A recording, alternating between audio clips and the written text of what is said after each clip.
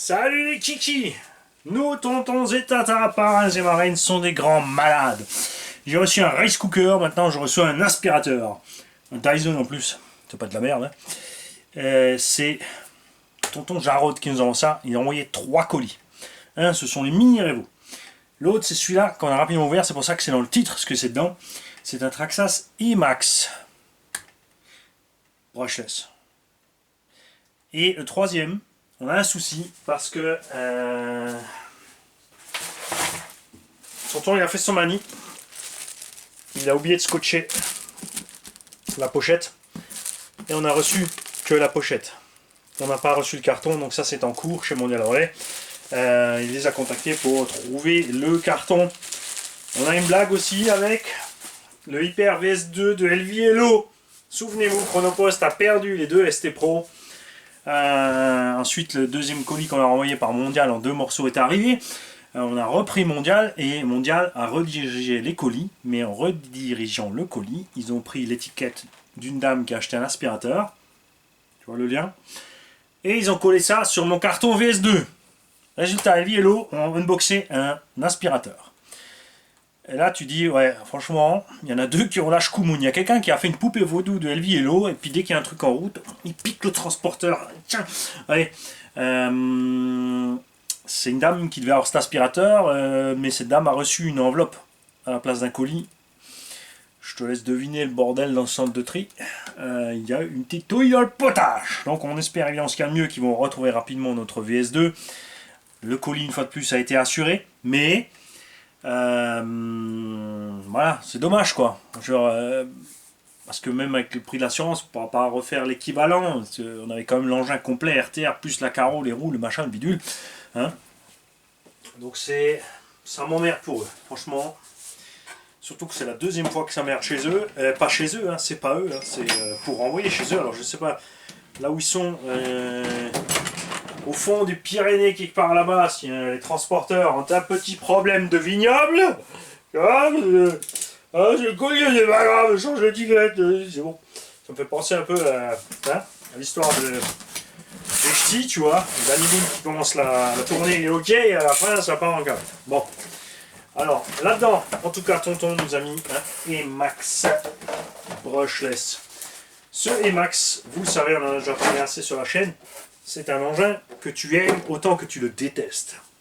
Tout d'abord, la carreau, ben, c'était Traxxas à l'époque, hyper fragile. Hein. C'est toujours le cas. Donc ils ont les arceaux maintenant. On a dessus les Traxxas talons, qui sont des pneus qui se déchirent vite. En 4S, ça va. En 6, tu peux les éclater en moins de 2. Au prix où étaient les pneus, malgré le collage à double lèvre ici, c'était pas génial. Hein, c'était pas génial. Je préférais 1000 fois ceux sur la version charbon. Tu as les pneus à chevron, bon, pas spécialement de mousse, mais les chevrons étaient très durs et j'aime bien ces roues à chevron. Tu vois. Et ça, c'est ce qui arrive. Regarde, tu vois, il se découpait sur la jante, celui-là, donc on peut plus le sauver. Celui-là aussi éclaté, c'est ce qui arrive à tonton, celui-là aussi éclaté, regarde. Il reste un pneu. Ok, donc on va récupérer les jantes. Parce que le Emax est relativement large, donc il n'a pas besoin de roues à déport, il faut des roues sans déport.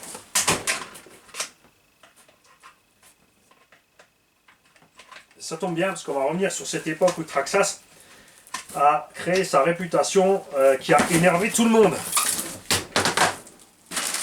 Parce que c'était cher et que tu avais beaucoup de casse. Honnêtement, c'était entre le Emax à l'époque, qui allait, bon, ils avaient fait le Revo pour montrer le HPX Savage, mais niveau dimension, le Emax et le HPX Savage sont relativement analogues. Et le problème de cette série d'engins là, c'est que le Savage, au départ quand il est sorti, avait une boîte qui explosait en moins de 2. Bon, ils ont rapidement changé les boîtes. Ensuite on avait des problèmes de diff, ils ont amélioré les diffs au fur et à mesure, ça a quand même eu 10-15 ans pour arriver au point, toujours pas de diff centrale. Il y avait par contre un slipper, mais sur le Savage, on n'avait pas de problème de pare-choc, triangle, amorto, tu pouvais plier les tiges, ok. Mais je veux dire, si tu roulais en 4S, ça allait bien, si tu roulais en 6, bah, à l'époque, je veux dire, on mettait 6S, on faisait les sauvages, on cassait tout, mais on n'est pas à se plaindre chez le constructeur. Parce qu'on savait qu'en 6S, on avait mis beaucoup trop de puissance à bord par rapport à ce que l'engin peut faire. De nos jours, c'est vrai que les gens veulent déballer un engin comme ça, tu vois, et rouler 6S sans aucune expérience de RC. Oh bah ils ont vu faire, alors hop, on essaie de choper le caténaire en haut, on essaie de passer par-dessus la voie ferrée, tout ce que tu veux, et après ils s'étonnent de casse, et ça pleurniche à gogo, et c'est un problème, parce que quand tu roules fort, quand tu fais le goré, quand tu fais des stunts, ça foire, tu casses, tu payes. C'est ta faute. Ce qui est moche, c'est les choses qui cassent toutes seules, et c'est précisément là où je veux en venir avec cet engin-là. Sur le max, donc tu éclates la carreau. Il n'y a pas la moindre protection, ni arceau, ni rien. Tu tapes sur l'électronique en dessous. Ça fait mal. Hein. Tu sautais un peu trop fort. Tu décapitais les tourelles. Tu atterris. Si tu avais trop durci tes suspects, ça faisait clac. Tu avais 2 bouts de tourelle. La voiture posée par terre en lowrider. Instantanément. Tu avais les cerveaux en plastique. Donc, pareil, hein, qui font partie de cette triste réputation Traxxas qui sont merdiques. Qui cassent. T'as les triangles qui cassent vite et encore plus vite que les triangles cassent les axes ici en fer blanc. Ce sont des grandes vis en fer blanc et quand tu prends un choc, tu as cassé la vis, tu vois pas tout de suite et c'est après que le triangle casse. Les pare-chocs se cassent très vite, se déforment, ne servent pas à grand chose. Ça, c'est encore pire. Moindre impact là-dessus en bas, clac, tu as 2 morceaux puisque derrière tu as directement le bulkhead. C'est une catastrophe. Les barrettes lipo peuvent se barrer. Ça tenait pas toujours. La boîte était bonne. Transmission principale est bonne. Diff arrière, si tu allais trop fort, en 6, il mourrait à tous les coups parce que il n'y a qu'un slipper. Il y avait une option diff centrale, mais l'option diff centrale était prévue que maxi 4S. Tu ne pouvais pas rouler en 6S avec l'option diff centrale. Par contre, avec l'option diff centrale et en 4S, c'est vraiment un engin agréable à rouler. L'autre truc qui est super, c'est sa garde au sol au centre qui est très très haute. Cet engin est l'engin qui est encore le plus marqué chez le Traxxas, c'est le Stampede. On a, avec cette construction de Traxxas Max, un engin qui fait vraiment du gros tout-terrain, qui est capable de passer partout, avec les max chevrons et tout ce que tu veux, et la suspension bien réglée, adéquate, parce que là on peut encore la monter. Hein. Tonton l'a laissé la suspension basse. Tu peux décaler de 4 trous vers là, donc du coup tu te retrouves ici avec tes suspects. L'engin est hyper crémeux, il passe partout, c'est un plaisir à rouler, cool. Mais dès que tu attaques, eh ben, c'est mort. Et ce combo est absolument surdimensionné, surpuissant pour cette machine. À l'heure actuelle, il te mettrait le moteur du Traxxas Max dedans, 2400 kV, et ça lui irait à merveille. On avait là-dedans aussi les premiers Mamba Monster V1. Ces Mamba Monster, les tout premiers V1, il y avait 2 platines à l'intérieur qui se séparaient l'une de l'autre, mauvais contact, incendie, casse. Ensuite, il y a eu le V1 3 qui allait bien, mais absolument pas étanche. Tu passes dans une zone de brouillard humide, c'est mort. Le Vario, au loin, tu voyais de la lumière dans ta carreau, tu savais déjà ce qui s'était passé. Donc, gros problème de fiabilité. Les roulements, la transmission de base d'un 1/10. Dans un engin relativement lourd, ces diffs, il faut se dire, sont montés dans le slash. Donc là, on a des roulements fins, on a des cardans plastoc, on a tout ce qu'il ne faut pas pour le 6S. C'est un engin qui était chouette, mais il était cher, et c'est vraiment celui qui m'a le plus déçu chez Traxxas à l'époque, puisque moi j'ai recommencé Traxxas avec un slash. Formidable surprise, même si j'ai déchiré la machine. Hein. J'avais cramé du vario, du moteur, du slipper, de l'axe central, des cardans, des fusées. J'ai déchiqueté cette voiture en 3 mois, mais incroyable. Mais je me suis vraiment défoulé sur la gâchette. Et je cherchais pas à comprendre. Je sais que je faisais le gogol, donc c'est tout à fait normal derrière de racheter les pièces. Après, quand tu bosses en dépannage 24-24, il suffit de faire un week-end d'astreinte. Tu travailles un week-end, une quarantaine d'heures en un week-end de dépannage. Tu prenais toutes les pannes qui se pointaient. Je prends. Et tous les mardis, puisque lundi la boutique était fermée, tu pouvais acheter une autre RC. C'est pas le problème. Mais il faut travailler pour. C'est là où je veux en venir. Bon, voilà. Ensuite, le collègue avait déjà les Revo. Donc il y avait pareil, un problème, on déchiquetait le diff arrière, les cardans, les trucs, tout ça. Je dis bon, il a le Revo, j'ai le slash, je vais prendre le max. 5 minutes tourelle, 5 minutes axe, 7 minutes triangle. Impossible de rouler correctement ce truc en 6S. Donc on est redescendu en 4, ça allait, mais ouais, quand t'avais déjà goûté le 6S, tu vois. Donc j'ai pris un Savage. Là ça allait mieux. Le Savage, on cassait aussi, hein. Il faut pas se leurrer, on bousait aussi, mais pas comme ça. Ça cassait vraiment, même en 4 tu casses. Je suis sûr que même en charbon, les gars pètent des pièces. Donc cet engin est pour une tombola. Donc ce qui va se passer, c'est qu'on va pas le laisser avec le combo Mamba Monster. Niet. Il n'est pas étanche, il est beaucoup trop puissant. Je sais très bien que l'engin va être déchiqueté. Et c'est pas du tout le but, c'est pas ce qu'on veut faire ici. Donc, normalement, il y a Tonton qui m'envoie un combo de Summit d'origine, donc le 775 Titan à charbon en 4S, avec le détection voltage, low voltage, ça ira très bien. C'est comme ça. C'est un jeu gratuit, donc tu prends ce que tu as ou tu joues pas. Hein. Mais je le fais pour une raison très simple, parce que si on le passe en charbon, le but c'est qu'un petit haut le gagne, ou un débutant, quelqu'un qui n'a pas de gros budget, eh ben, il ne cassera pas. Parce que le moteur a moins de force d'accélération, moins de Vmax. Tu entendras toujours un petit 50, hein, ce qui suffit là avec cet engin. Hein. On a d'ailleurs l'option roulette Traxxas qui est navrante aussi. Hein. Tu vois, au moindre choc, tu as les roulettes qui pendouillent. Donc, alors bien sûr, tu peux mettre un rilsan, mais quand tu mets un rilsan, tu arraches le pare-choc. On parle pas de, bien sûr, ça, hein, qui casse aussi comme du verre. Donc, cet engin, si tu voulais en profiter, il n'y avait qu'une solution, ça s'appelait RPM à l'époque. Et ça l'est toujours encore. On achetait les porte-fusées RPM. Les triangles RPM, supérieur, inférieur. À l'arrière, il y avait un kit pour supprimer la biellette ici, qui se cassait aussi, qui se tordait tout le temps, qui s'arrachait. Tu as aussi les vis, tu vois, qui sortent tout le temps. Les bulkhead RPM, parce que ceux-là aussi, ils cassent. Hein, parce qu'une fois que tu as cassé l'axe et le triangle, tu déchires aussi ton bulkhead. Les supports de triangle RPM, les tourelles RPM. En fait, à la fin, il te restait le châssis d'origine, les renforts ici qu'on chopait en alu, et on mettait encore les skis d'RPM en dessous pour renforcer le tout. Mais entre le prix d'achat et le prix de toutes les pièces qu'il fallait changer, du suicide.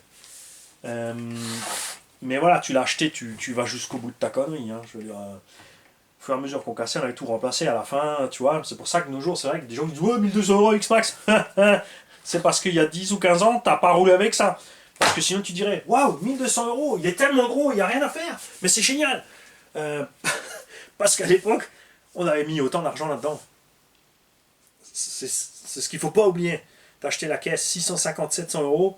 Ensuite, tu as acheté des pièces. Tu avais largement fumé le budget du X-Max. Tu roulais plus vite. Quand tu arrives à passer la puissance au sol, ok, tu pouvais rouler à 100. Mais à la moindre gamelle, voilà. Tu allais récolter les pièces. Hein. Donc c'est moche. Le Savage, donc, du coup, à l'époque, s'en sortait mieux. Et le Sen GST aussi. Hein. À l'époque, il y avait ces trois-là, en catégorie Monster, pour faire le couillon. Et résultat, du coup, il t'en restait deux. Donc mon chouchou à l'époque était le Sen GST. Jusqu'à ce que le Savage soit vraiment correctement renforcé avec les diff 29.9. Jusqu'à ce qu'on puisse mettre le diff central à l'intérieur ou la modif Alza Racing. Donc tu faisais les couillons sur ces deux-là. C'est à l'époque justement où Traxxas, ils avaient fait un pas en avant, mais ils avaient les plastiques, malheureusement, qui étaient dignes des plastiques Thunder Tiger ou de ce que a maintenant Coralie. Coralie, ils sont à ce point-là maintenant, tout simplement. Ça casse beaucoup trop vite, ça va pas.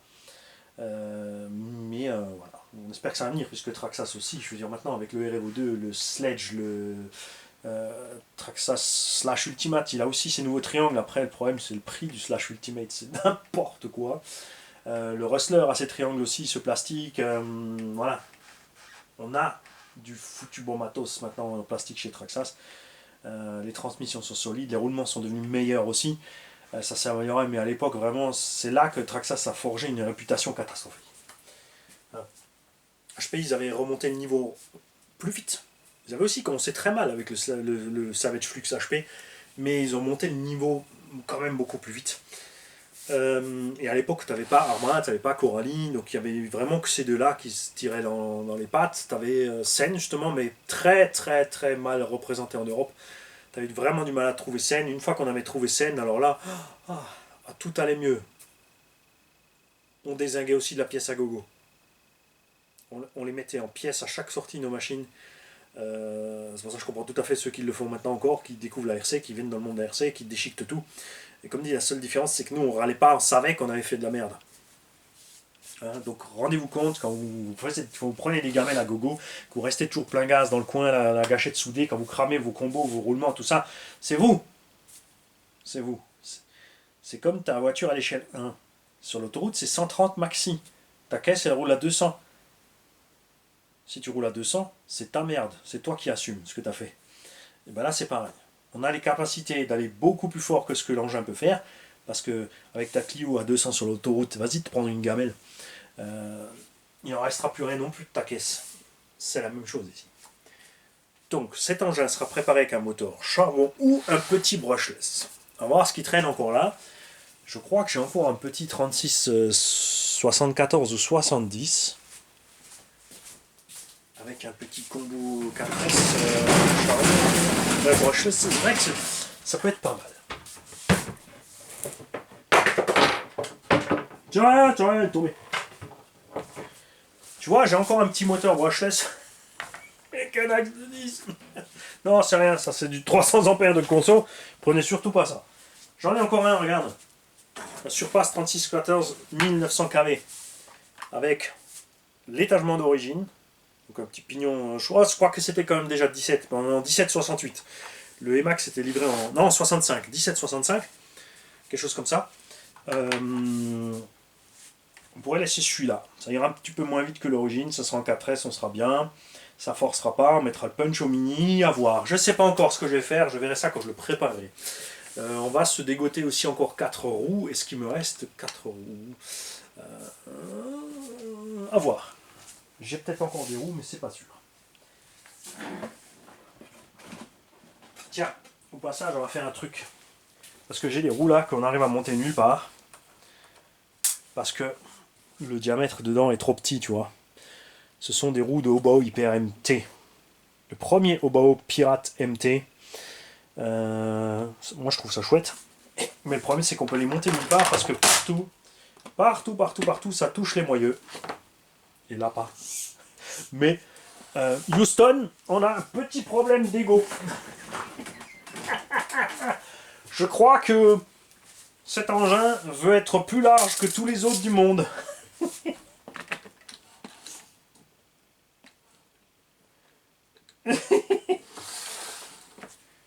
Il a été bien parti, mais à force de bouffer les dents, il a fait comme ça. Oh la vache. Ah, ça va être horrible. Bon, par contre, le gamin, il se renversera pas. C'est sûr que là, niveau gamelle, il va falloir les chercher. Hein. Il n'y a plus besoin de roulettes de côté, elles sont intégrées dans les roues. On a roue plus roulette. Je pense que c'est un délire que je vais faire pour essayer. Alors pour atténuer l'effet de largeur monstrueux, la seule chose à faire peut-être, ce serait de mettre une carrosserie méchamment large dessus. Faut que je vois ce que j'ai en carreau Alsace.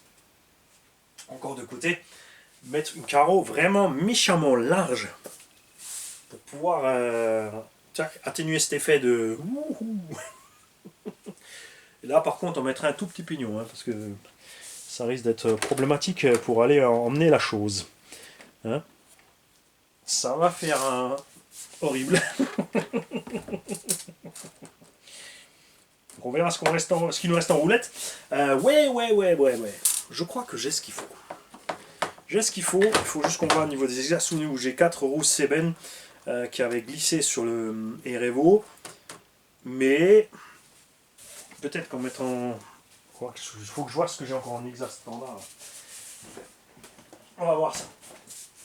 Si on peut réparer les hexagons, les chauffer ou mettre d'autres hexagones ici sur lesquels les roues glisseront pas, vu qu'on va mettre une puissance un peu moindre à l'intérieur. Après, ça sera moins tout terrain. Ça, c'est peut-être un peu dommage. Hein. Ça sera moins tout terrain parce que c'est des roues taille basse. Ça fera peut-être un peu trop. Ouais, puis ça va être glissant pour le petit. C'est pas forcément drôle. Non, je pense pas qu'on va faire ça. Donc pour les roues, je vais me pencher dessus. On va choper 4 petits trous. On va mettre un combo plus adéquat pour pas déchiqueter la machine. Surtout que, comme dit, il n'est pas waterproof ce combo. Et je veux dire, comme je dis, quand il voit la flotte, c'est déjà fini pour lui. Rien que l'odeur de l'eau, il fume. Voilà. Merci Tonton Jarod. J'espère qu'on va retrouver le VS2 de LV Yellow. Et j'espère qu'on va retrouver aussi le buggy de Tonton Jarod pour les tombolas. Hein, en ce moment, je crois que ça part en sucette un peu. Mondial Relais, pour vous dire, c'est quand même la boîte que j'utilise depuis des années qui ne m'a pas fait la moindre boulette. Il y a un colis qui s'était perdu, il l'a retrouvé dans les 48 heures. J'ai eu quelques retards hors Covid, hein. Covid, forcément, là on n'en parle pas, mais hors Covid, 2-3 retards. Ils ont chaque fois envoyé, remboursé le prix d'envoi. Chaque fois, il y a des bons d'envoi gratuits derrière. La Poste, c'est de loin les pires. Chronopost Relais aussi. Ça, ils m'ont fait des sacrées couilles. Hein. Ceux qui ont perdu les ST Pro. Et puis après, ils te font tourner en boucle. Hein.